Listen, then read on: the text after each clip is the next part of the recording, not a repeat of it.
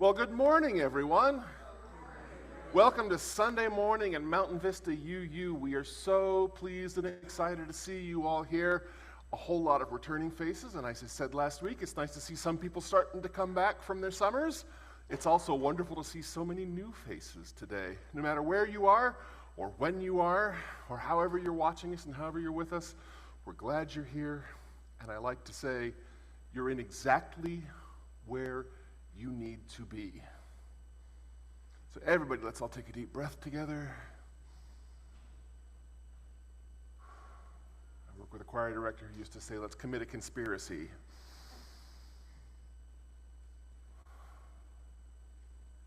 You all have one of these nowadays? You know how to make it go shh? So take a second and double check that, please. We have a wonderful service for you. More about that in a moment when I'm done playing, but we once again welcome the incredible Birch with us here this morning, and more about all that coming up in just a moment. Lovely little piece of Schumann to start out this morning from his album for the young. It's called, I'm sorry I won't attempt the German, The Little Orphan.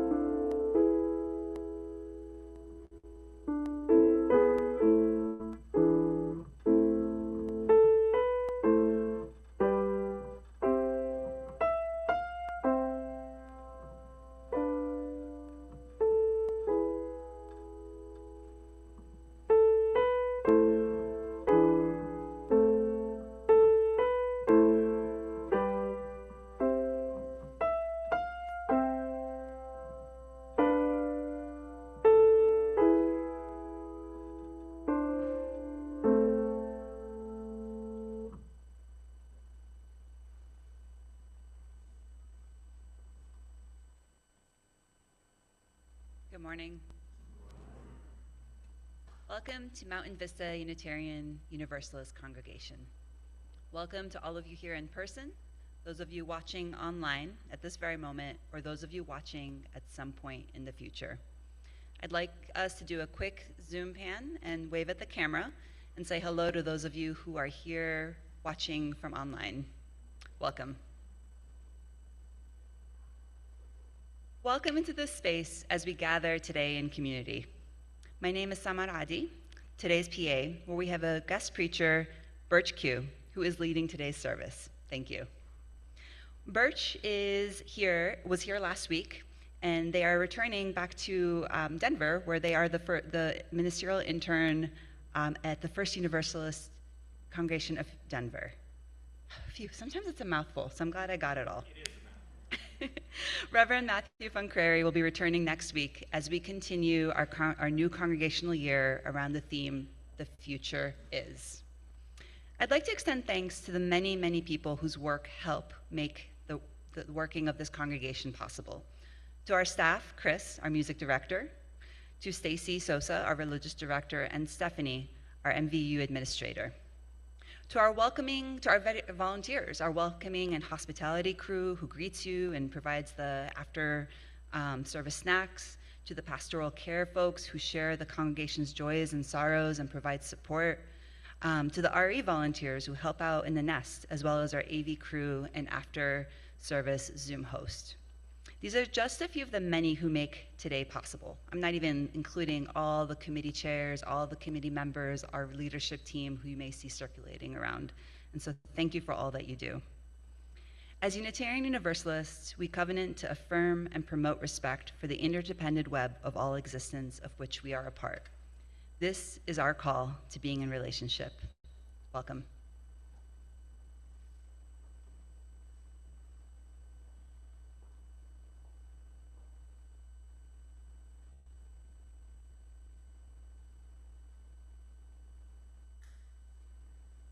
Beloved flame, our steady, gentle guide in this hour, we gather around your light once again to grow together, using our gifts wisely. May we ready ourselves in this moment in your gentle glow.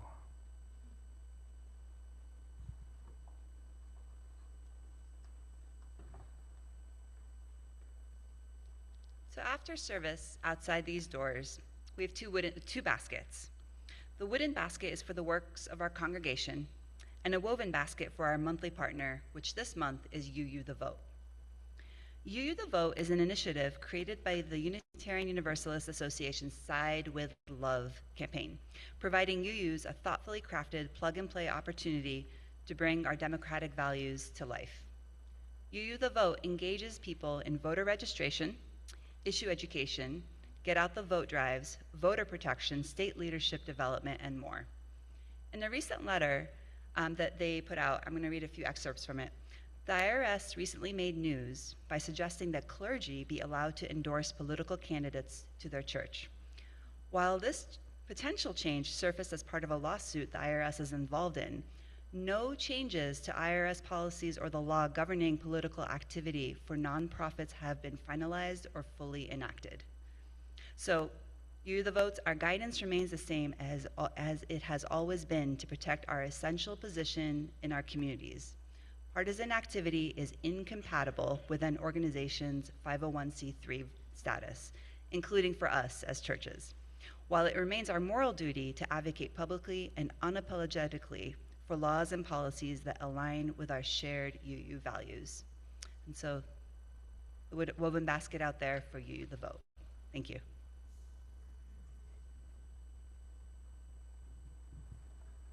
We start this morning singing with a beautiful, beautiful hymn from the tune is from old Lutheran tradition with new words by Alicia Carpenter. It's number 300 in the gray hymnal. So those of you who grabbed hymnals off of the shelf out in the front hall, you were using the gray one now, number 300. And as always, the words will be on the screen.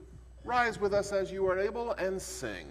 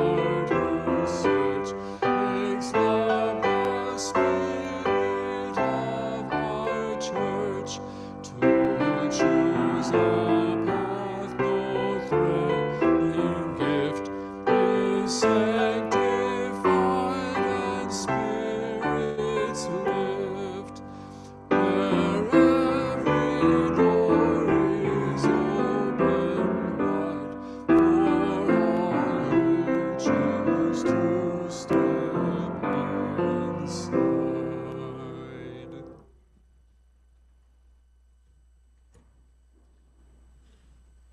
You might wonder why have a children's story in a service when all of our children are elsewhere, but I believe that even no matter how old we are, 5 or 105, there are important lessons we can learn from stories for all ages. And so as we listen to today's story, The Smallest Girl in the Smallest Grade, I ask you to think about what it has to teach us about today's lesson on freedom and responsibility.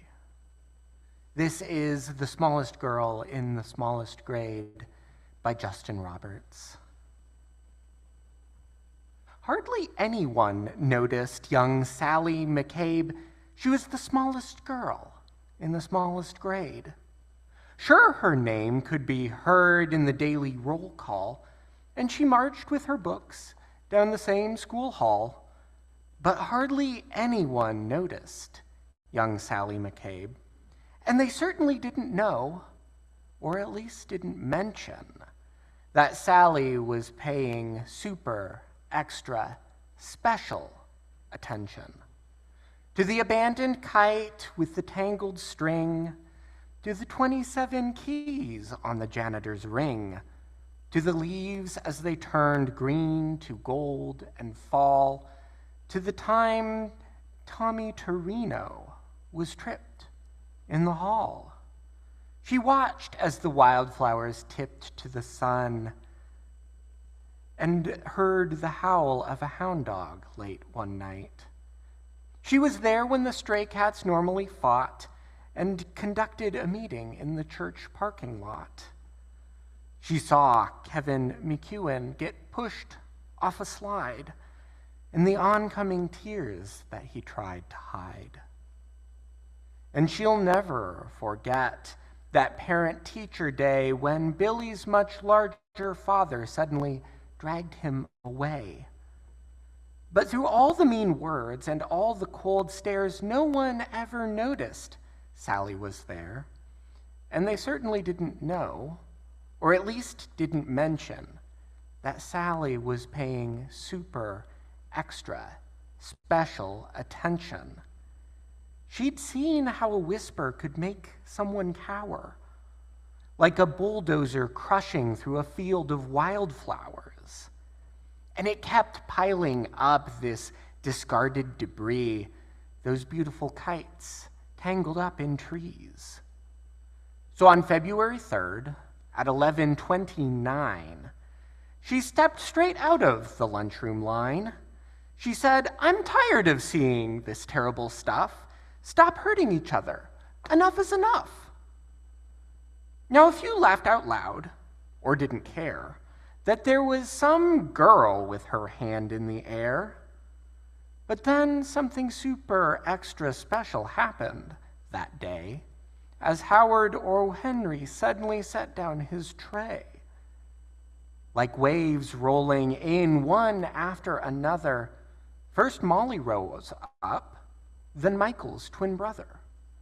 It was Tyrone and Terrence, then Amanda and Paul, who pushed out their chairs and stretched their arms tall. From the friendly lunch lady with the dishes she carted to the new third-grade teacher who had just recently started.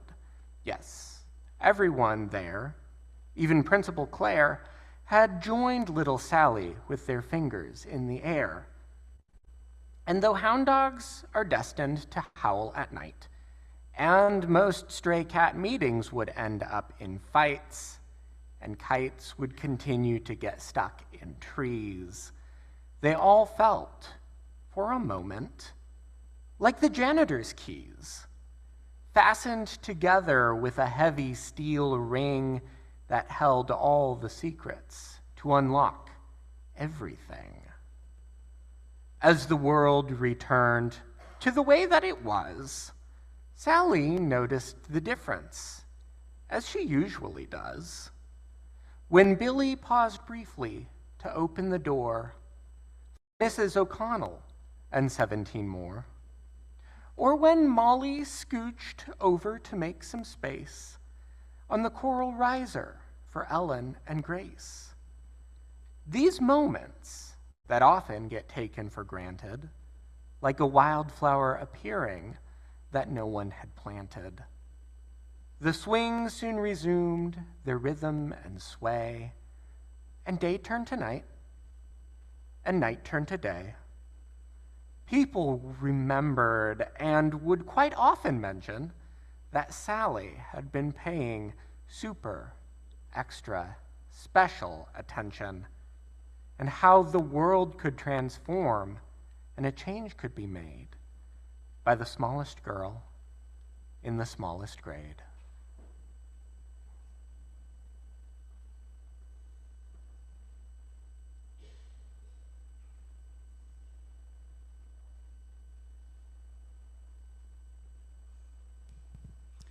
Let's take a deep breath together.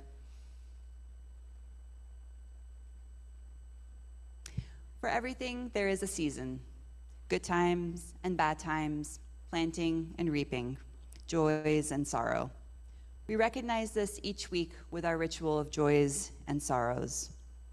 This water, collected from Sonoran skies, our homes and our journeys, represents our congregation.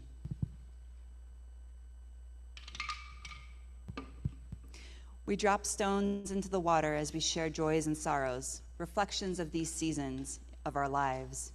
And we invite our congregation to respond with celebration and comfort. I have several today, and I am going to save the joy for the end. So, going to work. This was shared by Christiana. Our congregation has been supporting 2 Venezuelan families through Contigo Tambien. The families moved into a mobile home in April after a long stay at Melva and Reverend Cristiani's home. They shared their home with a Venezuelan friend, Alex, to help with the rent and child care. One of the dads, Gabriel, was arrested without cause and has been imprisoned in Florence for 33 days now. Might be a couple more since then. Their friend Alex was arrested on his way to work this past Thursday, thrown on the ground and handcuffed. He is now in prison, leaving his pregnant girlfriend behind in Tucson. Neither of these men violated any requirements of their immigrant legal status. Both of these arrests have left many bereft and heartbroken. The 2 families were so terrified by police coming to their home that they have moved right back into Melva and Christiana's place. So hold them all in our hearts, and let's notice what's going on and react to it. The second message I have is from Jim and Deb Gesseman, that they wanted the congregation to know that Deb has been diagnosed with some cognitive impairment. They're in the middle of really looking into the severity right now. It looks like it's mild to moderate. However, their main concern is that their family is not in the Tucson area, and we have become their family. So they want the reassurance and knowing that we are here for them with whatever lies ahead in the future for them. And finally, some good news. Bob Seafried had his back surgery and is doing well. So with all of those things, let's hold them all in our hearts. Let's come together as a community, a family of caring. And by the way, next week, for those of you who may be familiar with this, it is open mic where you will be able to share your joys and sorrows yourself. So please keep that in mind. We drop stones into the water as we share these joys and sorrows, reflections of these seasons of our lives.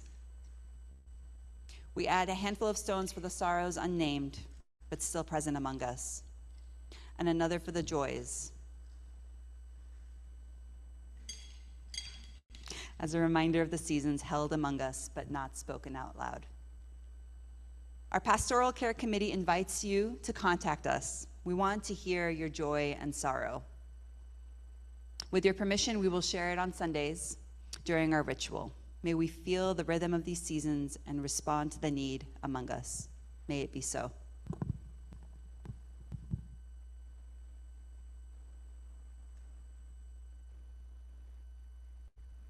When I get home from work, I'll call up all my friends and we'll go bust up something beautiful we'll have to build again.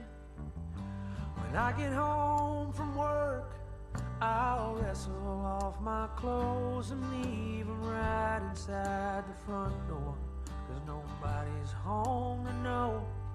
You see, a hammer finds a nail and a freight train needs a race, and I'm doing what I'm on this earth to do.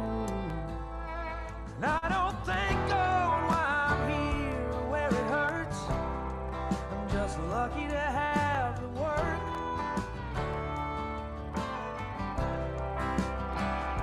Sunday morning I'm too tired to go to church, but I thank God for the word.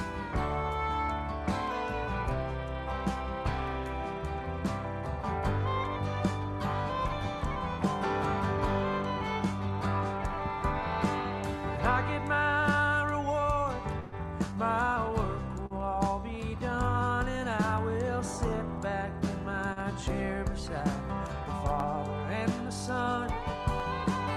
No more holes to fill, and no more rocks to break, and no more loading boxes on the trucks for someone else's sake.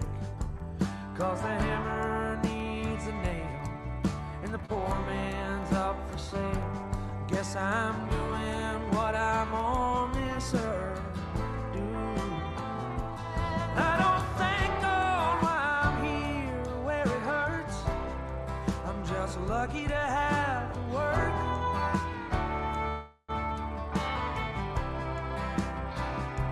And every night I dream I'm drowning in the dirt, but I thank God for the word. And the day will come, and I'll find a reason, somebody proud to love a man like me. My back is numb, my hands are freezing. What I'm working for is something more than a dream.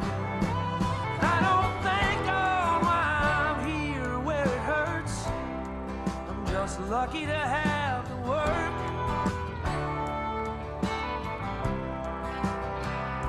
On Sunday morning I'm too tired to go to church, but I thank God for the word. I thank God for the word.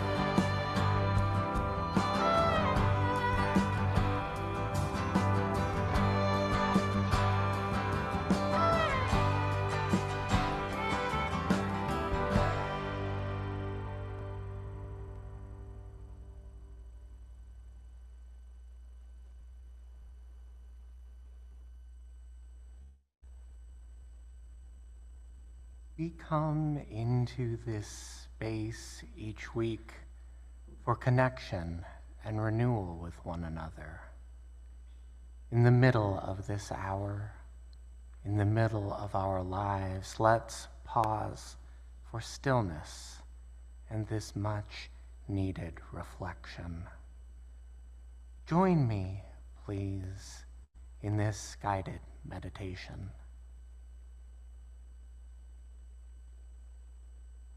Find a position for your body that is comfortable, stable. Center yourself in your body. Do whatever you need to help you. Maybe it's closing your eyes or straightening your back planting your feet on the ground beneath you, placing your hands in your lap. Whatever it is that will lead you to your center.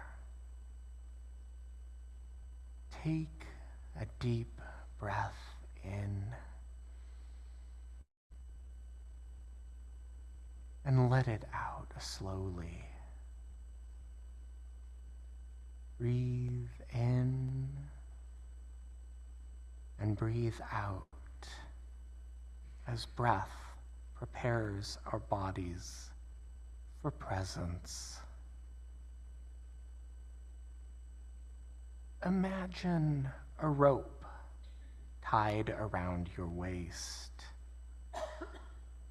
Feel it.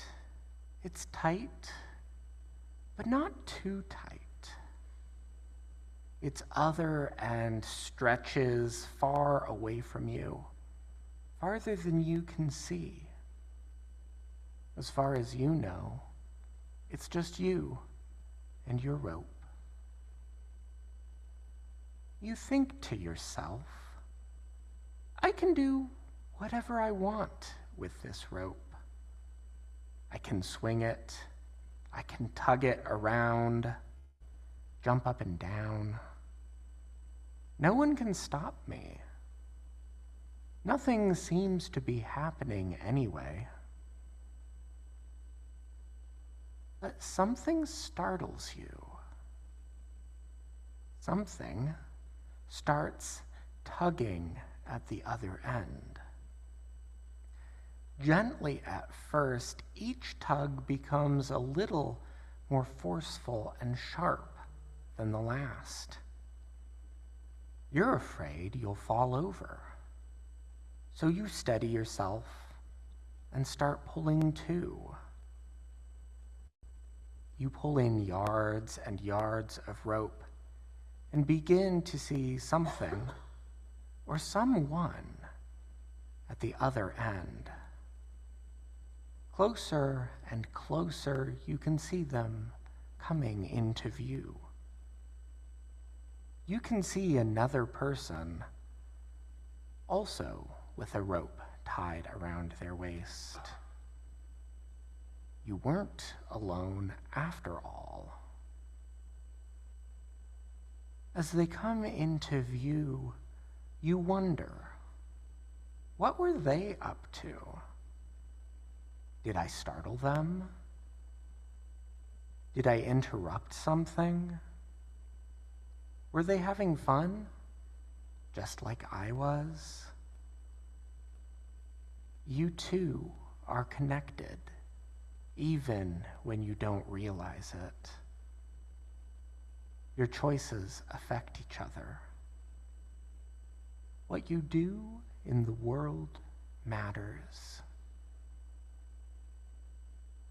Now, come back into this space. Breathe in deep down into your belly. Let your breath out again slowly. Stretch or wiggle your shoulders as you come back into this place we share together.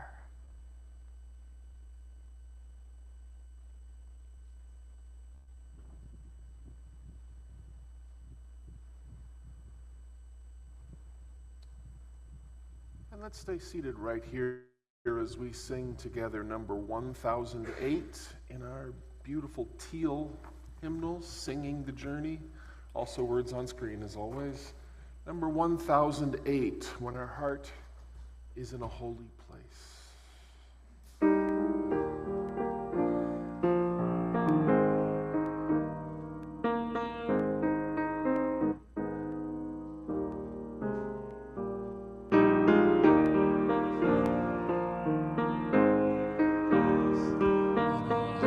In a holy place, we are blessed with love and amazing grace. When our heart is in a holy place.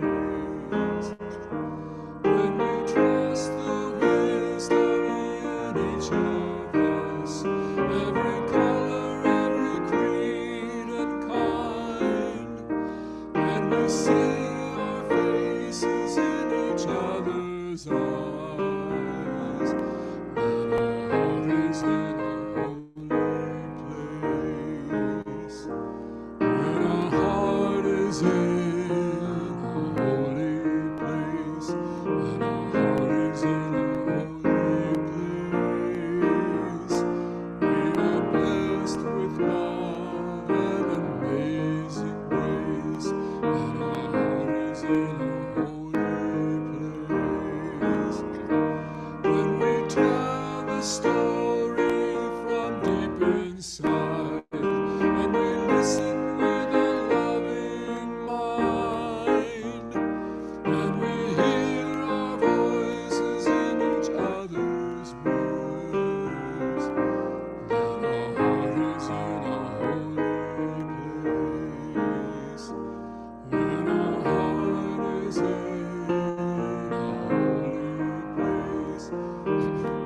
in a holy place, we are blessed with love and amazing grace. When our heart is in a holy place, when we share the silence of sacred space, and the God of our heart stirs within, and we feel the power of each other's faith, then our heart is in a holy place. When our heart is in a holy place, when our heart is in a holy place, we are blessed with love and amazing grace. When our heart is in a holy place, when our heart is in a holy place.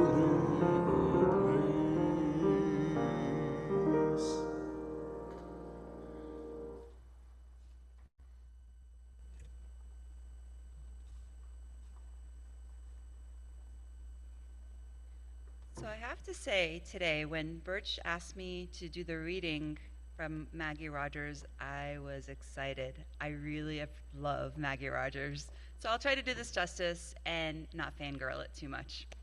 And so, our reading is adapted from an interview with the singer-songwriter Maggie Rogers on the NPR show Fresh Air. In this excerpt, Rogers reflects on the ethics of public performance as part of her musical career. When the pandemic came, I realized that the structure around music that really protected it and kept it sacred wasn't working for me. I was thinking about quitting, saying, this is making me not love making music. So I applied to grad school. I wanted to spend the time while the pandemic was happening really thinking about what I believe. What does it mean to be an artist? And what are the boundaries I want to hold around that? And how do I create sustainable structure? I found as I was performing and on stage that people were asking me for answers to questions that I felt really unqualified to answer. I found myself in this really unconventional ministerial position without undergoing any of the training. People were asking me for my perspective on politics and suicide. People were asking me to perform marriages, and I was like, I'm 24, I have no idea. I was in no way any more qualified than anybody else to have an answer on these things. The thing I really spent time learning about and being an expert in was music, but people didn't even ask me about music. So I studied religious theory and the technical, philosophical ways that people think about and talk about religion. And then I applied it to music and to touring and to festivals and used all of that to create the system for myself to navigate some of these bigger questions I was having about the ethics of having a public platform and sustainability within my career. How do I use the work that I love to do the most good in the world? To me, art is a form of caring. It's a form of taking care of people and taking care of yourself. And it's also a form of connecting. Studying this stuff has been a way for me to really take care of this community of people who allow me to do the thing I love doing more than anything. And that will always feel like time well spent. in a way that's also taking care of me.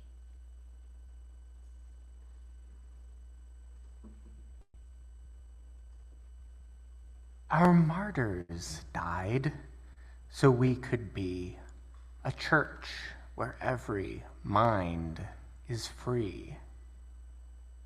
These words from our opening song sum up how we value freedom in our faith. What a rich and fraught topic for us to explore this morning.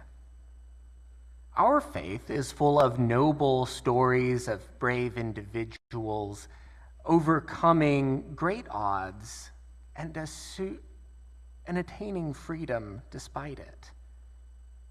Our national imagination is full of these sorts of stories as well. We have ample opportunity to reflect on this virtue as people of faith. Among these opportunities, there's one question that I keep returning to again and again. What does our freedom allow us to do? With great freedom comes great responsibility, but what does that mean for us as a people of faith? As a people of this faith? These questions reminded me of something I experienced a few years ago. It was a late July afternoon in Iowa. My friends and I raced down the hill as the band played its opening chords, as that music drifted across the air. We found our places in the hollow in front of the stage as the crowd poured in. I hadn't heard of this performer before, and I wasn't very interested in country music despite the place where I had grown up. But this weekend I was committed to saying yes to new things, and so I was excited to hear this person I had never heard before. Over the crowd, Jason Isbell's steady voice flowed over that hot, humid summer air. The lights on the stage glowed blue and pink, and I felt transcendent. Like for this time, I had left behind all of the things that had weighed down on my heart this summer. The crowd cheered and hollered and sang along with all of the music until the music suddenly stopped. Isbell called out firmly and gently for some help. Someone had passed out in front of the stage and needed medical attention. For that moment, everything else was suspended while they made space for care and attention. Isbell did what any responsible person would do in that situation, but it still surprised me seeing it happen, and it has stayed with me all these years later. During that set, Isbell played the song we heard in our interlude, Something More Than Free. Its words and melody stir something deep within me, and like many of Isbell's songs, it's one I find rolling around in my head. Like many songs and poems, it has that special power to communicate more than the sum of its parts. It's not just the words themselves, but something that they evoke for me that I remember after the song is over. Let's consider those lyrics again. This is a song about the dignity of work that keeps the narrator out of trouble. It's also about divine reward for work well done. There's something deeply individual running through it. As the song begins, the singer lists things he will do because no one else is watching and no one else seems to care. We'll go bust up something beautiful we'll have to build again. And I'll leave my clothes inside the front door because no one's home to know. He sings of a freedom to break and rebuild what you want when you want. How that impacts others is left out of view somewhere beyond the song. We can imagine the freedom he's singing about is the freedom that comes after we've finally left the mortal coil and there's no more work to do.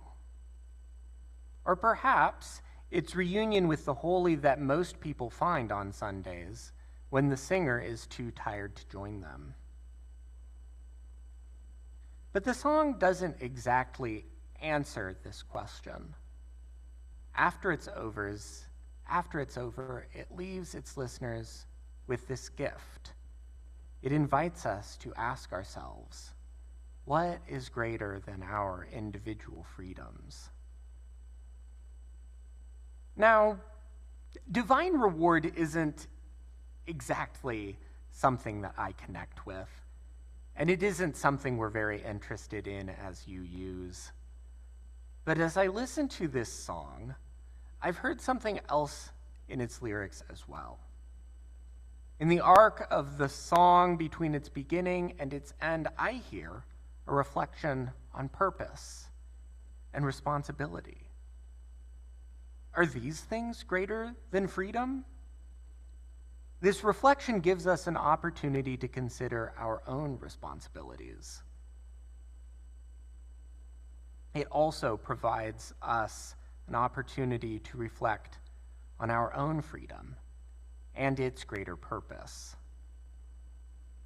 Our faith tells us that we have an active role in it.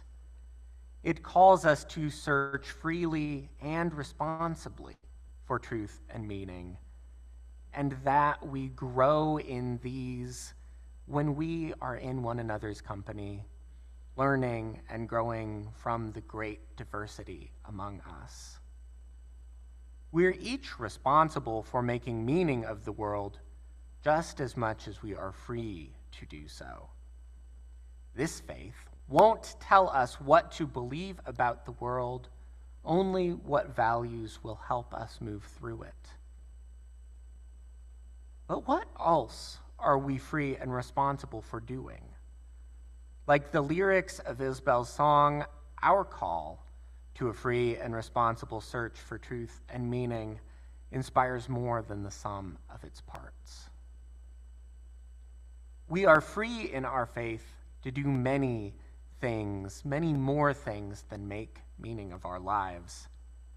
And we're responsible for much more than that too. There's something, though, that we have to consider first. In practice, freedom, especially personal freedom, has often eclipsed the responsibility we have for one another. We have often styled ourselves as a faith of free thinkers and people who are free to do and believe whatever we want. And when deep conflict occurs, some of us hear requests for accountability as constrictions on our personal freedoms. In spite of the feelings, uncomfortable at times, that stir in our hearts when we're confronted in these ways, our freedom does not save us from the consequences of our actions.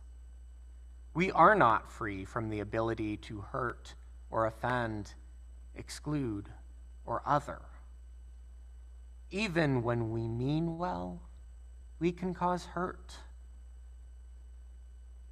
Calling each other to be accountable to that hurt is how we help one another learn to do better. It is a way that we love each other, foibles and all. Our opening hymn points to this as well. In its third verse, following its meditation on the free mind, it gives us one on the loving heart. A heart that's kind, a heart whose search makes love the spirit of our church. These two guides, the free mind and the loving heart, balance each other. The free mind leads us to act with conscience and conviction, as so many of our ancestors have. The loving heart reminds us that being a part of a church means we are part of relationships we have a responsibility to care for. Our free faith is covenantal, built on promises we make with each other. It is one that calls us to act carefully and lovingly in our relationships, to remember our ability to create heaven or hell on this earth, and to strive for what is best for all of us.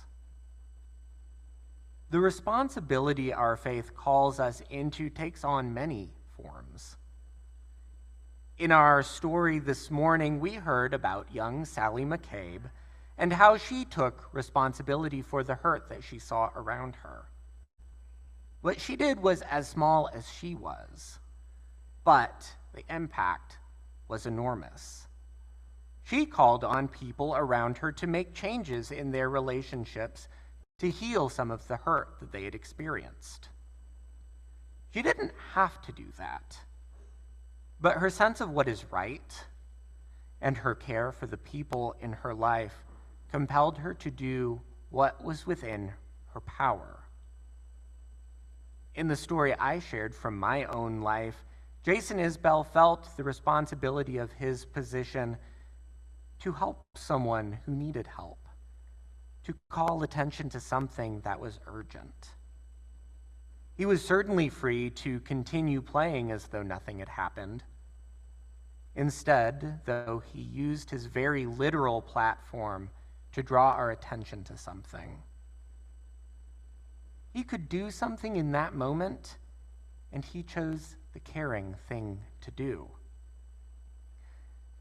Singular moments like that leave little question for what has to be done. At other times, though, what we can and should do is not always as obvious. It's easy to get caught in the rush of trying to do something, anything, and when we rush, we lose sight of our gifts. While we know we are responsible for making this world a better place, we must also take time to consider what is in our power to change. We are responsible for owning what is ours, what our gifts and resources can affect, and how best to use them. This morning's reading that Samar shared has something to teach us about that. In her interview, Maggie Rogers reflects deeply on the responsibility that comes with the freedom of her role as a performer. She knows the kind of power she has because her fans tell her what that power is, asking her for things that she's not equipped to offer or answer. Presented with this problem, she has a couple of options. She can either run away, leave them all behind, or she can run head on into what her fans are asking her for, whether she's the right person to offer these things or not. Instead, she did something else. She chose to use her gifts wisely. I imagine I'm not the only one here who has felt like I have to do something, anything, to feel like I'm making a difference, whether it will actually help us, anyone, or not. And it's something I try to remember, to be thoughtful in how I care for other people and how I use my gifts. Roger's audience was calling her to minister to them, to give them some kind of certainty in an uncertain world. But rather than running head on into the problem or away from it, she chose something different. She chose to use her gifts wisely, to understand her own strengths and limitations, She chose to build frameworks around them and boundaries to keep her from overstepping her own limitations. She made a loving and realistic choice, asking herself, how do I use the work that I love to do the most good in the world? She considered what she had to work with and how best to use those gifts. This is a question of balance, about being true to oneself while recognizing that there is something that we can do with the power that we have. She wisely decided that she cannot be all things to all people, and she doesn't have to be. It's good for us to remember, important for us to remember this as we discern how to use our gifts wisely. We cannot be all things to all people. We cannot do everything ourselves. And the beauty of being in community is that we don't have to. We don't have to have all of the skills and all of the answers to belong.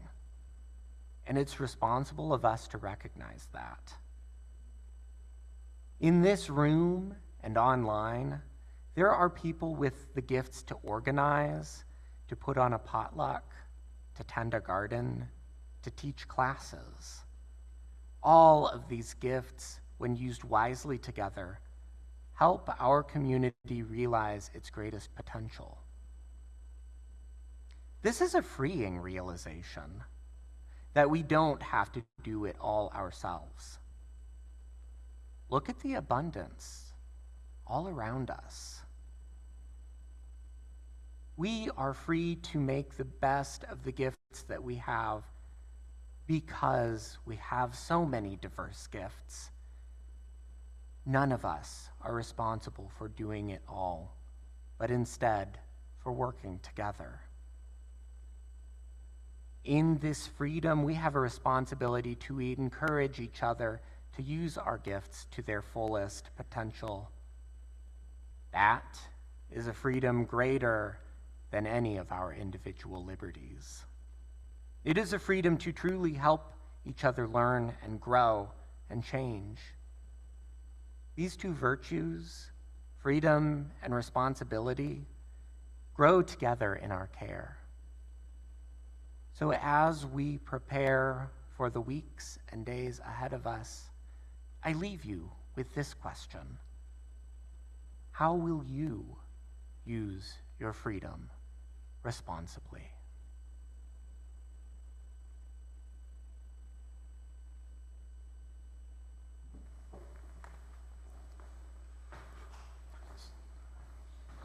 All right, everybody. Up. Didn't mean that. Shoulders. Back. Hips. Feet. There you go. Now let's sing. 1028 in the Teal book, Fire of Commitment. This one moves along at a fair clip, and I didn't want to do it without a little bit of warm-up. You've been sitting for a while, so here we go.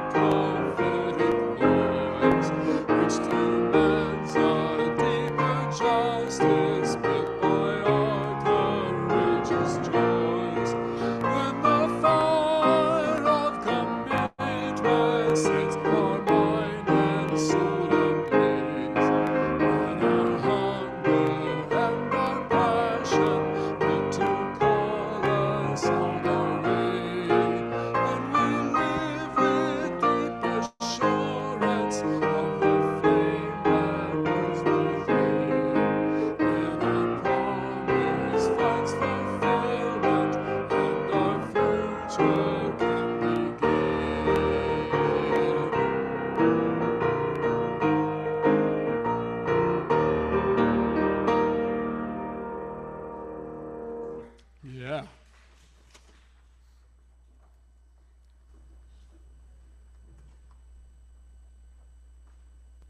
Thank you all for joining us here today. As we wrap up the end of the service and you go through those doors, don't forget 2 baskets. The wooden one for the works of our organization, of our congregation, and the woven one for the works of UU the Vote. And so please help yourself to coffee or snacks out there as well. We have, as we wrap up, some announcements. The first one has to do with OWL. And so how many of you are familiar with OWL? Excellent. Great program our whole lives, teaching responsible sex education for kids and adults of various ages. And so if you know anyone that would be interested in taking a class, please reach out to Stacy Sosa, our religious ed director. I believe in the fall we will be having a kindergarten and first grade class, and then in the spring we are aiming to have both a 4th to 6th grade class as well as 7th and 9th grade class. And so if you know anyone within those age ranges, please reach out to Stacy. And as we continue with our liturgical theme, the future is interdependence, migration, labor, pride, resilience, joy, radical, racial equity, feminism, earth, peace, reparation. Each month will be one of those themes. You will see some of those white papers around the sanctuary or around us. Feel free to jot down ideas, thoughts, songs, anything that comes to mind for any of those themes, and we will integrate them or do our best to integrate them into a service. And so, thank you.